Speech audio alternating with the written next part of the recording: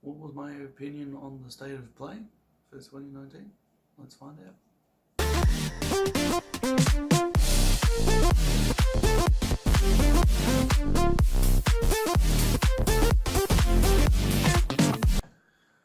Hey guys, so I got up to watching the State of Play live stream when it first come out at the 8 o'clock AEST, Australian Eastern Standard Time.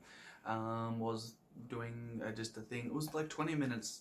It was a 20-minute segment. It was their first one. It was like a Nintendo Direct, just because they're not doing E3 anymore. Sony's not doing E3, so just sort of they're trying to do something new, like Nintendo doing Nintendo Direct. And it sort of was like, yeah, I'm really excited for this. Let's go. Let's watch it. I got up and watched it, and realistically, it wasn't what I expected. It wasn't what I was having fun. Like it's very skeptical, because now that they've done it and it's not very good, it seems like what they've done is just null and void.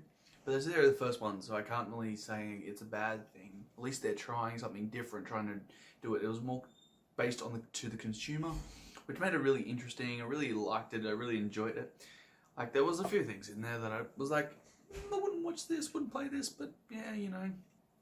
And like, it's in the next 3 months they're gonna do all the new release games and everything like that. You know, like Iron Man VR was one of the new ones as well. So yeah, just something new. It was mainly just VRs, and not a lot of people have VRs because, you know, the people don't want to pay the money just to get for another console, so to speak. Like, they have gone down tremendously in price. Like, I managed to get one, but I might do some VR video later on sometime in the future.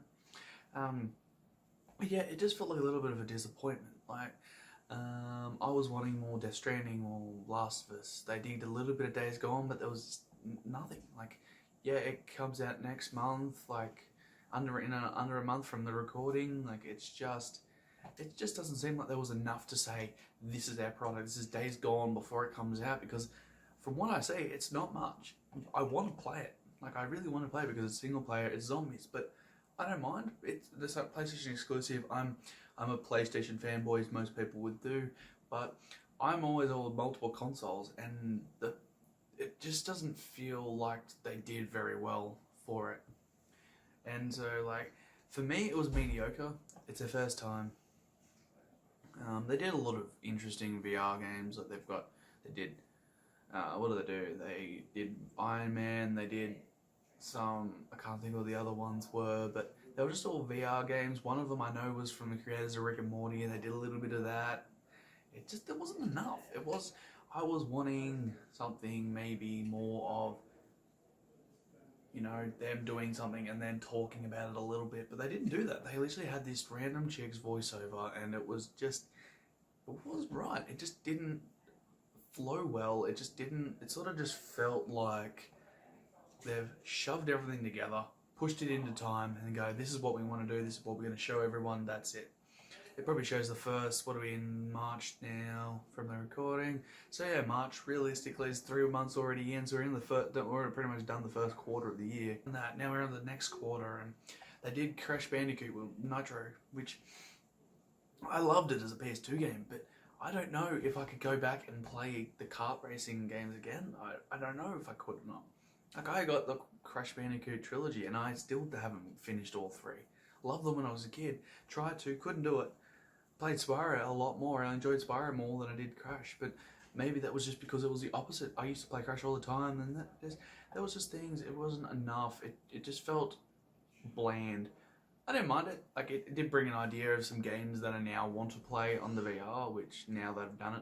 The one thing I find really interesting is, I've just remembered another one, the Five Nights at Freddy VR. And the funny thing is, if you watch the Game Theory, Matt Pat literally probably under a week ago, at least a week ago, did a theory on more games coming. And what happened was, he was talking about a VR game. And literally, the instant I start watching it, there's a VR state of literally Five Nights at Freddy's Help Wanted VR game done. There you go. Bloody another theory of Matt Pat's that's come true and into fruition, and it's just crazy how all his theories somehow turn out. But yeah, it to me, it was okay. Could have done a lot better, but it is their first one, so I can't judge them on it. I think the one thing was there was a lot of dislikes and to like ratio, because when I was just looking, they actually took it up and then they put it down.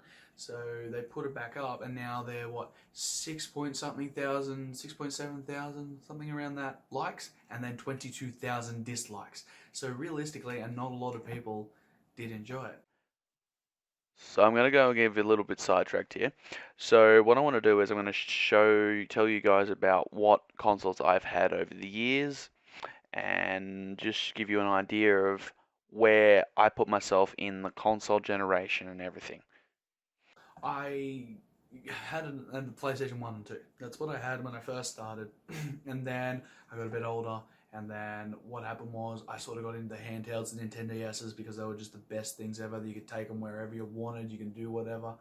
And then years later, I then got a 360, and I loved the hell out of it. I absolutely loved that, and I was probably young. I don't know how old I was, but when I got it, I was like, 360, hell yeah, this is awesome. And then what happened after that was I then went to the PlayStation 3, which was great because you could store stuff on there, you could play different movies and stuff like that. You could download stuff and then put it on there. It was just how good it was. And then I got on PlayStation 4. Of course, 3 to 4 wanted to do that. My first ever game was the PS4 was the Batman exclusive, and I loved it. And then, you know, I had an Xbox One and I played it for a lot. I love the exclusives. It wasn't a lot for me to play. Like, I love PlayStation. I'll always do that because all my mates are there. That's where I tell everyone to go. Go where your mates are. Don't do anything like that. And so I've even had a Switch at one point. And, like, it had the great Nintendo DS feel to it, but it just didn't work for me as a consumer. Like, I tried to play The Legend of Zelda and it just didn't click with me. I played it from a mate's bloody Switch when it first came out, and I was like, yeah, this is great. And then it just didn't develop into being like. So I am PlayStation 4. I love PC, like as you say, I've got my PC, and I've got that many games on there. But I'm gonna always be PlayStation. I will definitely be doing PC stuff as well. There'll be a lot of PC and stuff like that. So I like to be broad when it comes to what I actually play and what I do, because, you know, I love the amazing graphics you can get on a PC. You can do so much with it. You can upgrade it all the time, you know, and then you get the upgrades for your other PlayStation. But that's, yeah. So that's just my summary of me and the state of play. So for me, they can definitely do better next time.